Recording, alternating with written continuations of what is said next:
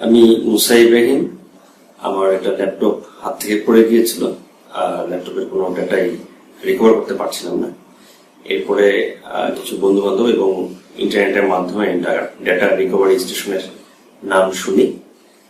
তারপরে খুঁজে বের করি তাদের অফিস এবং সেখানে এসে মাত্র 3 দিনের মধ্যে আমি আমার ল্যাপটপের ডাটা পেয়ে গেছি।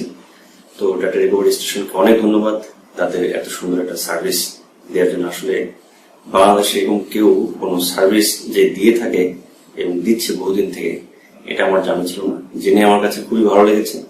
আমি ডাটা রিকভারি স্টেশনে যারা যুক্ত আছেন, যারা এই কাজগুলো করে চলেছেন, তাদের জন্য আমার শুভকামনা থাকলো।